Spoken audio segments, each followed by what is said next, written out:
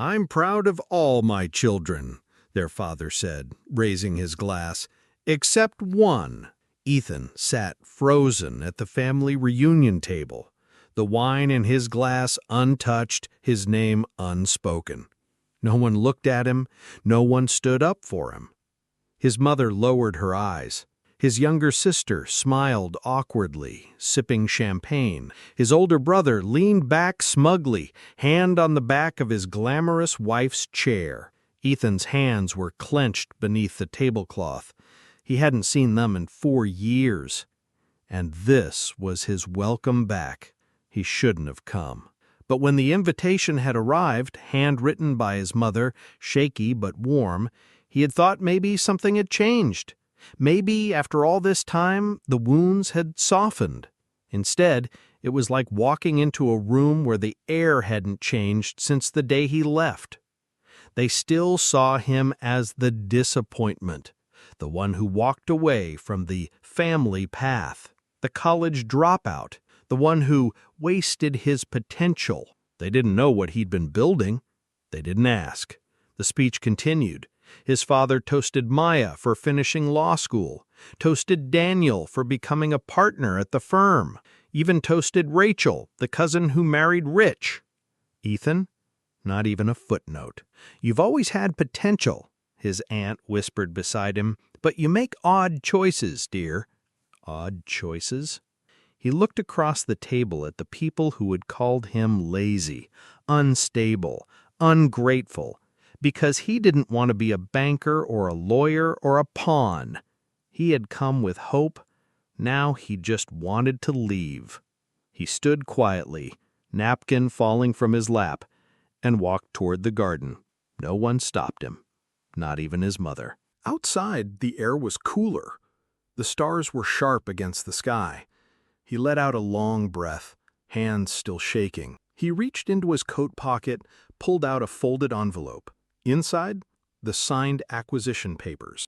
This week, his tech company, the one they all said was a hobby, had been bought for $7.2 million. They didn't know. Not yet. Ethan didn't leave. He could have, should have, called a cab, gone back to his quiet hotel room, packed up, and caught the first flight out. But something rooted him to that garden. Maybe it was spite. Maybe it was years of silence burning at the back of his throat. Or maybe he was done being small for their comfort. The stars above shimmered as he stood alone, the acquisition letter still in his hand, a symbol of everything they never saw in him. He didn't want revenge. He wanted to breathe. But some part of him, the part that sat through that toast with a hollow chest, whispered, "Make 'em see." A voice behind him. "Ethan!" He turned. It was Lena, his brother's fiancée. She was holding her heels in one hand, her curls loose from the updo. She looked not polished, not posed, just real. "I saw you leave. That was brutal," she said softly. I chuckled bitterly. "You get used to it." "I don't think anyone should have to," she replied. "You didn't deserve that."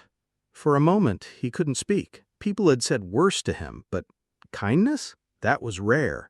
"I guess I just don't fit their definition of success," he muttered. "What is their definition?" she asked. He looked at her. Then, almost without thinking, he pulled out the envelope and handed it to her. She unfolded the paper slowly. Her eyes widened.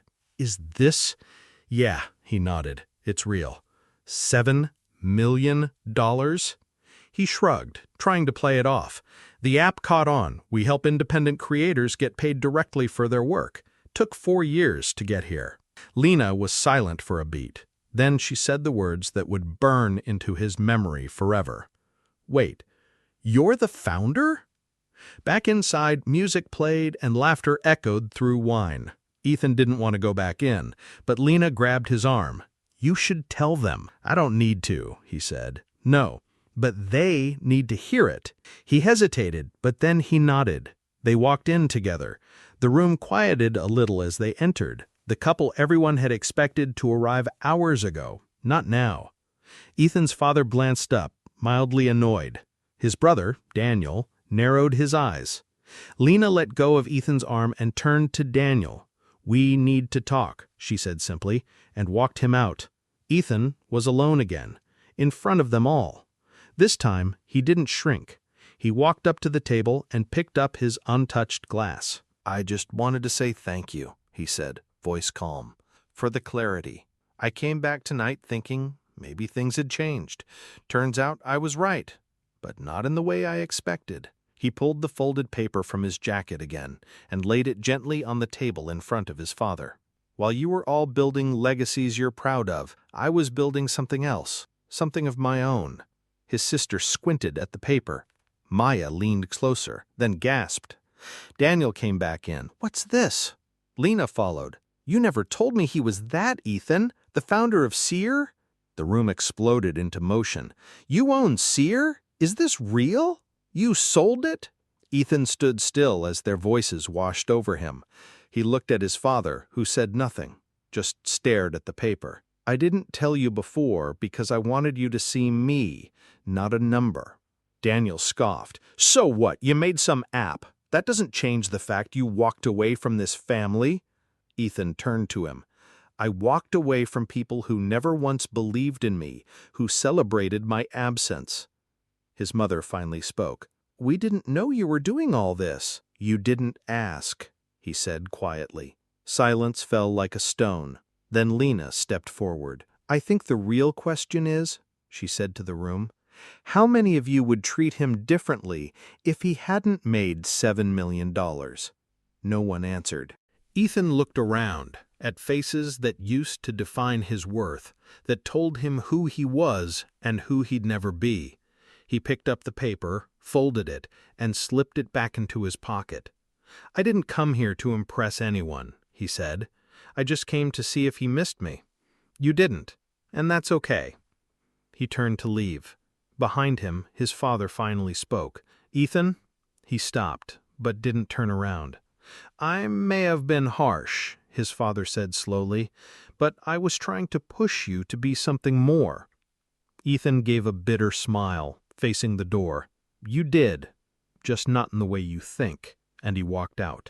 He didn't look back, not even once as he walked across the cold marble tiles, past the gilded entryway, out into the cool night.